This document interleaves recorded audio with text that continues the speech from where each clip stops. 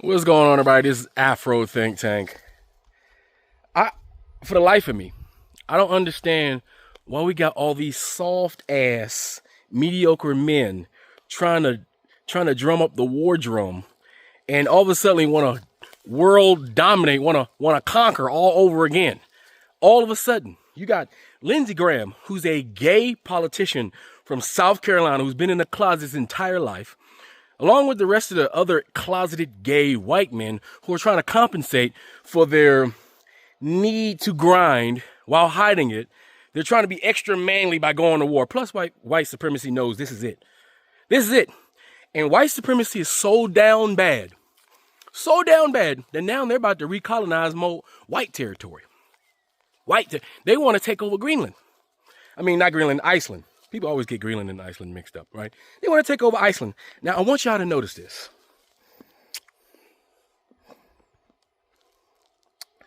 The Democrats may be somewhat protesting about this Iceland thing, but they're not really. You know why?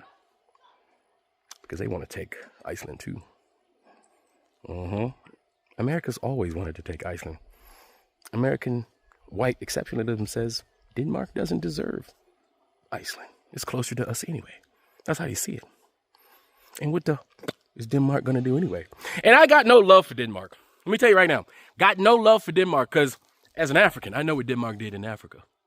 So I have no love for them. I think they should lose every colony they've had. Iceland is a colony. I don't care when the Vikings got there, there wasn't nothing there. Still, they colonized nothing. They still colonized it. Whatever. All right. But this is what I think is happening. All right. Pay attention now. All right. With my 20 years of counterterrorism expertise, with all of my professional expertise and insight and having a clearance and being on the other side of that information wall for my entire professional career, I'm going to tell you what I think is going to happen. And all my veterans who got the same, on the other side of that wall of information as me, y'all tell me, do y'all think I'm right? Because I think we all kind of probably thinking the same thing. All right, so Denmark can't do shit if we decide to take Iceland, right? And right now, Russia, if you've not noticed, the dynamics is America is trying to be Russia's buddy, right? And saying F it to Europe. A white American supremacy has been saying F it to European supremacy, white supremacy for quite a while now. Because white American supremacy wants to be supreme over global white supremacy. Because as far as America is concerned, global white supremacy is really just American white supremacy and friends. And the United Nations is just America and friends.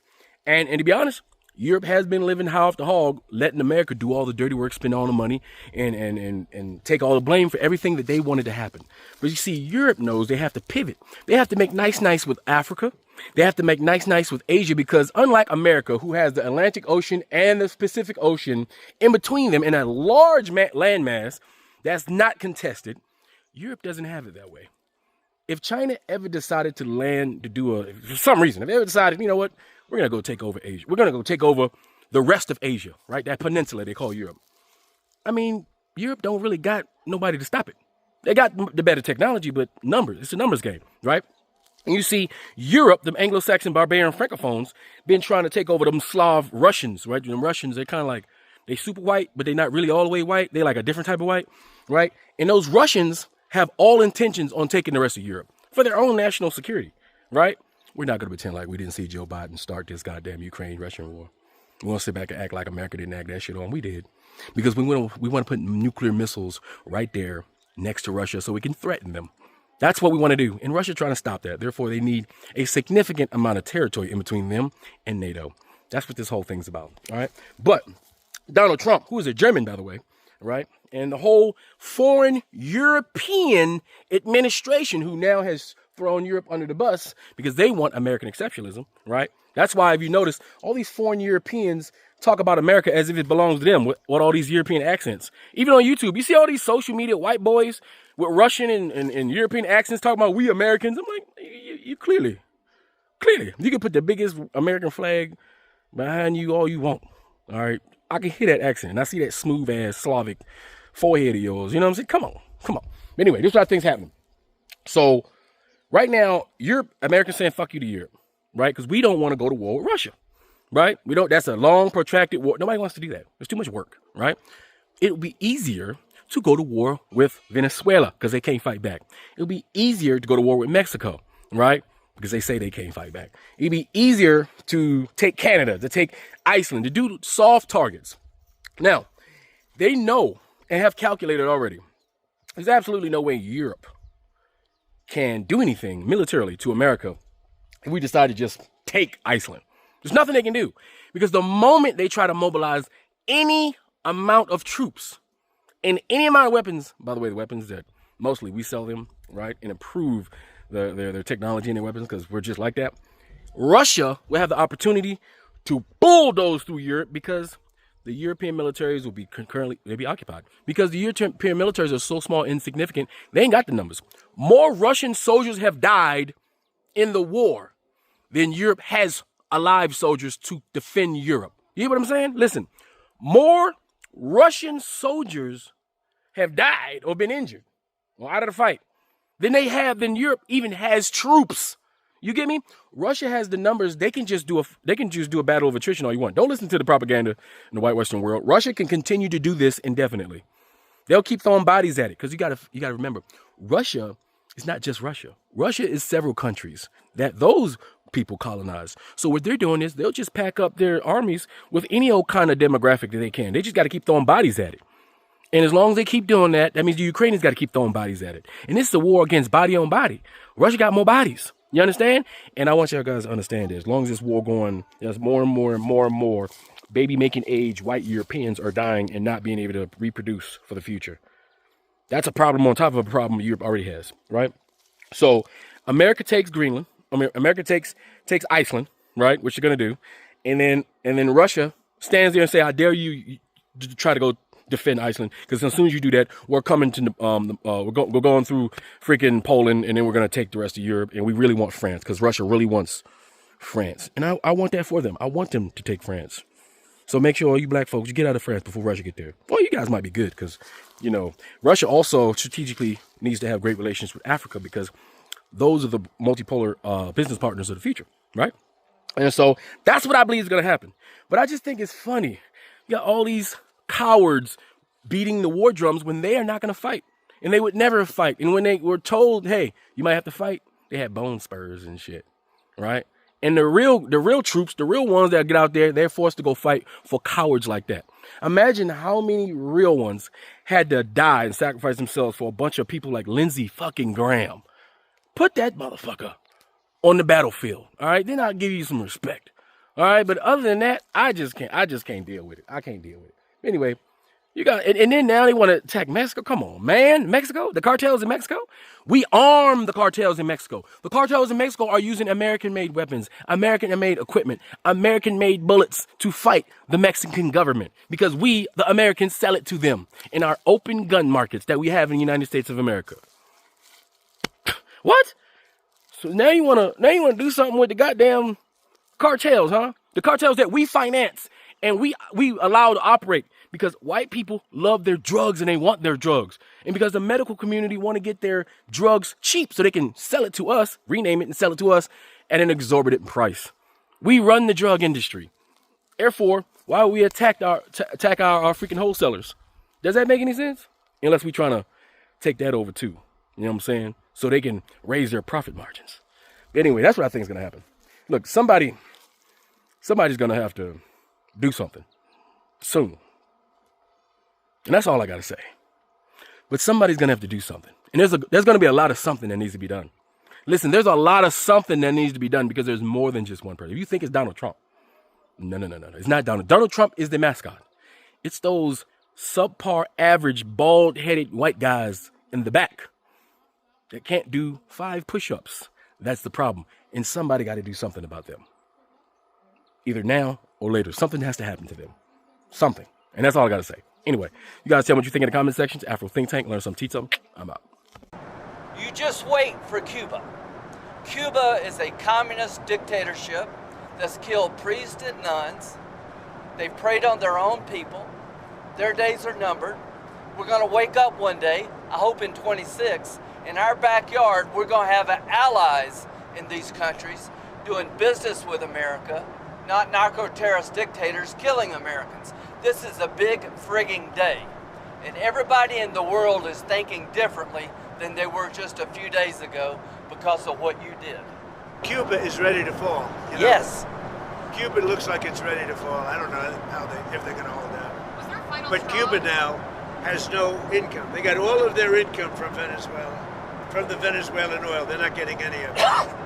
And Cuba literally is ready to fall. And you have a lot of great Cuban Americans that are going to be very happy about this. Can you rule out that the U.S. is ever going to try to take Greenland by force?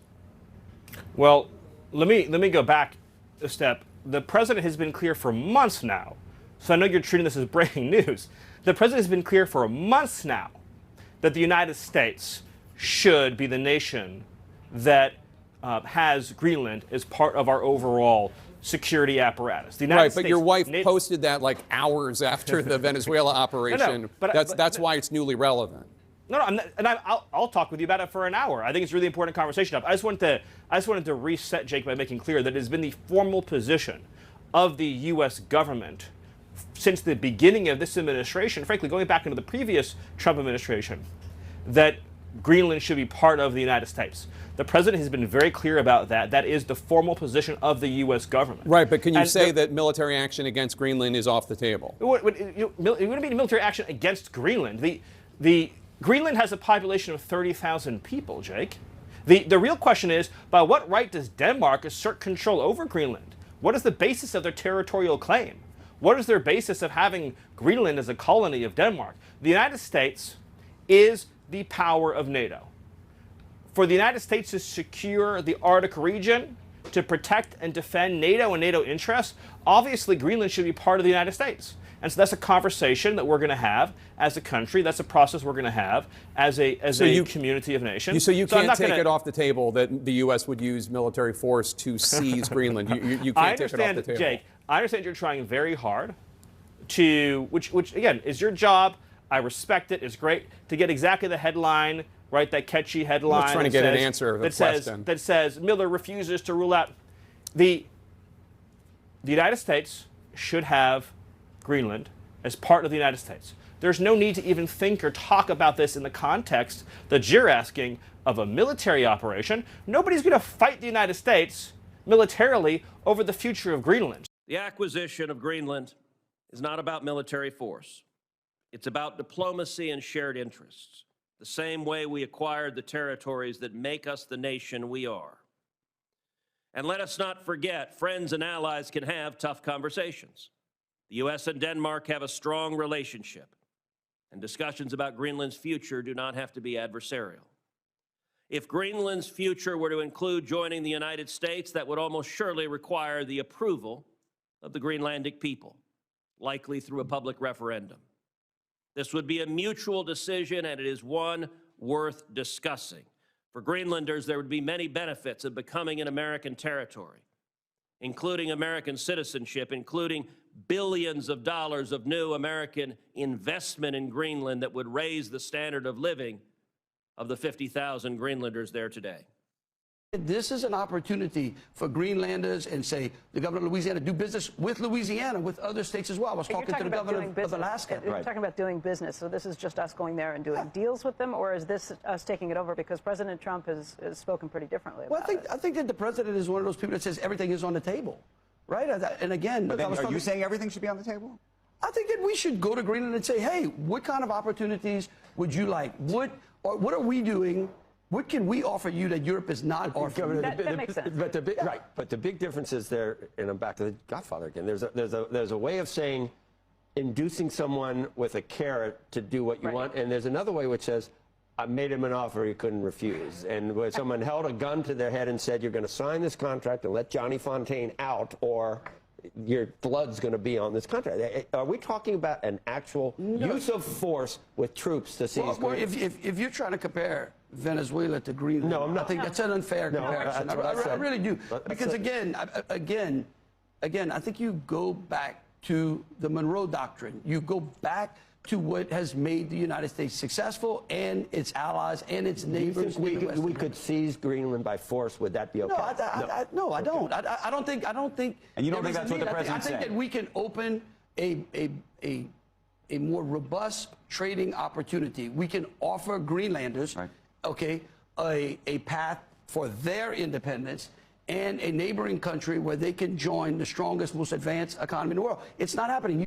The reason Trump is threatening to take over Greenland and why it has the potential to start World War III is, one, he's working with Putin, and two, it has the potential to destroy NATO and the EU. First, Greenland is part of the US-NATO system that monitors and deters Russian military activity in the North Atlantic and the Arctic, like submarines and missiles. And Putin would like that to stop, so Trump takes over Greenland and starts looking the other way. Now, Greenland is an autonomous territory within the Kingdom of Denmark, often known as the Unity of the Realm. And Denmark's Prime Minister has urged Trump to stop threatening to take over Greenland. Now, Denmark is part of NATO, but so is the U.S. So if the U.S. invades Greenland, then Denmark can call for Article 4, which under the treaty falls under the We Feel Threatened clause. But NATO as an organization is very unlikely to respond militarily because the U.S. would be at the same table where they need consensus, and the U.S. could potentially block that.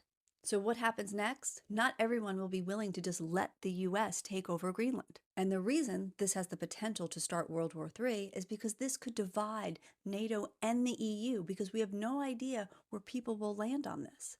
We have become the Germany of the world now, and I just hope that it doesn't take the rest of the world as long as it took us to step in during World War II.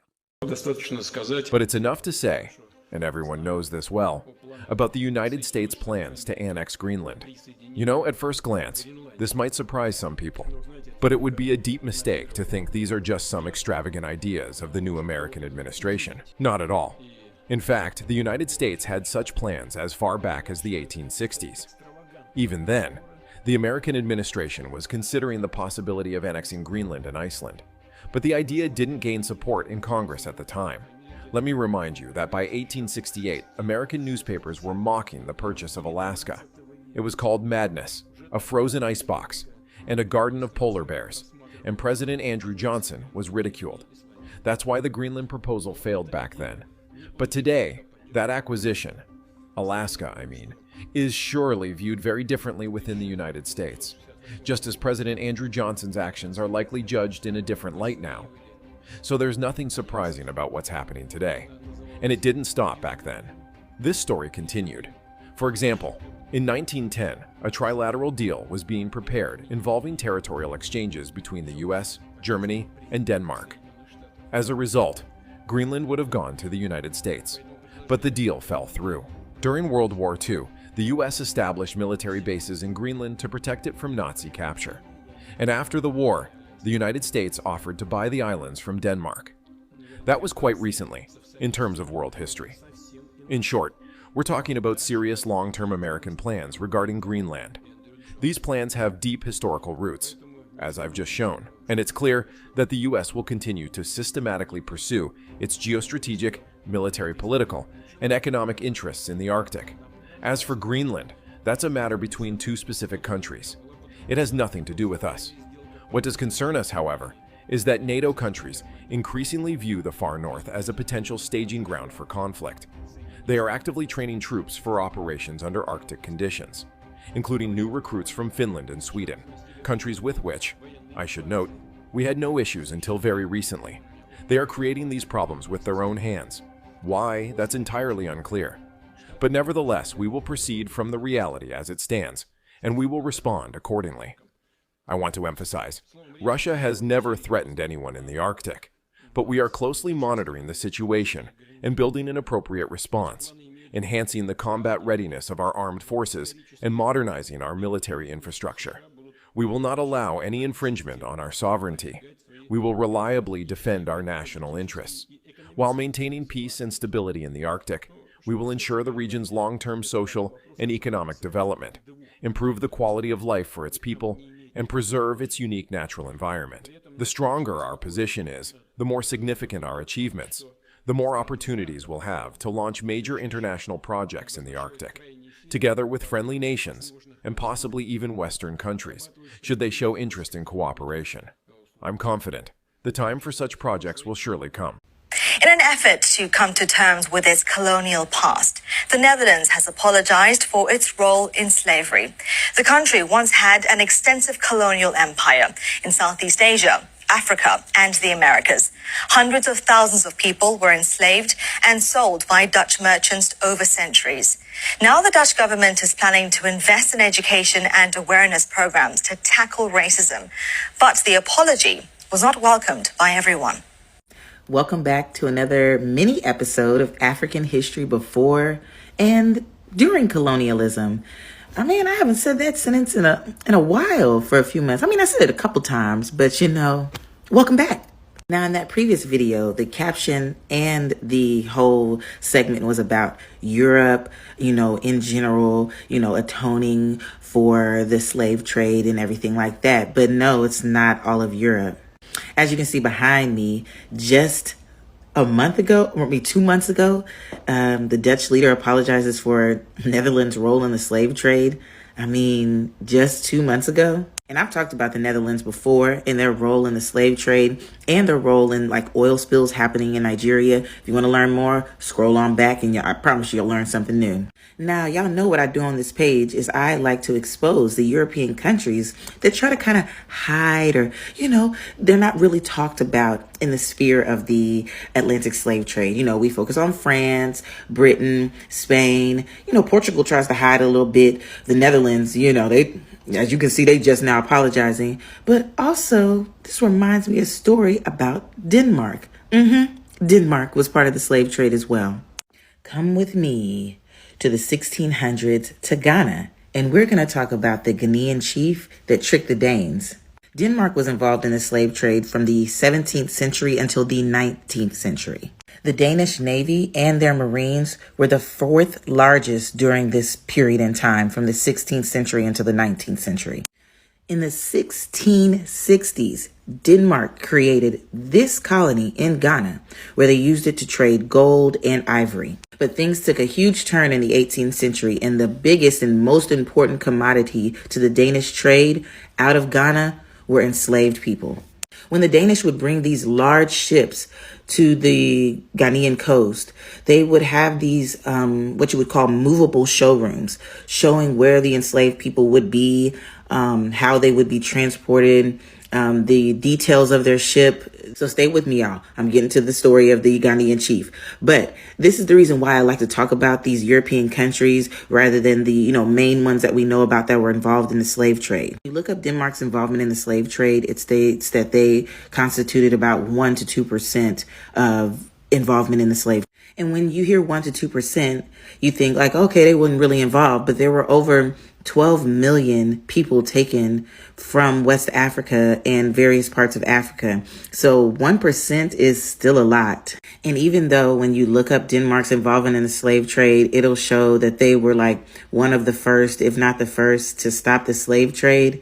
But in the 1800s, they still tried to create plantations on the Gold Coast. So this is the Christiansborg Castle, now known as the Osu Castle, and it's located in Osu, Accra, Ghana, and it was built by the Danish in 1659.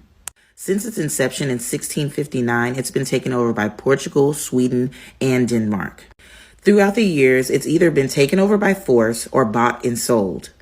In 1693, Chief Asumani of the Akwamu people decided that he was going to seize control of the castle, and rightfully so, because how y'all going to be buying and selling on my land? What? Why are y'all here? He was a successful trader and warrior, so he decided to move to Accra, Ghana, and learn the Danish language and disguise himself as a cook and a Danish interpreter. And during his time undercover in Accra, Ghana, in the Christiansborg Castle, he would observe their trade techniques, who visited the castle, how often they visited, just getting all the scoop. Keep in mind, they did not know who he was. Remember, he was working undercover as a cook and as a Danish interpreter. So he gets all the information he needs and heads back to his state. He then devises a plan that he's going to tell the Danes that he would like to come to the castle and like to make some trades, buy some ammunition, things like that. So him and 80 of his men, impersonating traders, head towards the castle. It was normal to test out the ammunition before you purchased it, so they gave them the ammunition to try out. So because they were undercover, they already were ready to get it on and popping. So they already had gunpowder, ammunition hidden in their clothing. But now the Danes had given them ammunition to try out. So they were like, pop, pop, pop, pop, pop. It's time to get it started. A Danish governor was shot up and he had to flee. Many of the Danish officials and merchants were severely injured or taken as captives. Chief Asmani stayed there for a year, trading with many merchants from many nations. In 1694, he was like, okay, cool. Y'all can have y'all's castle back, only if you buy it from me. And he sold it to them for over $500,000 in today's money. But the king did one thing. He never gave the keys back. And the keys are still in the Aquamo people's possession till this day. These keys represent one of the earliest resistances to European influence. And this is why African history before colonialism is so important.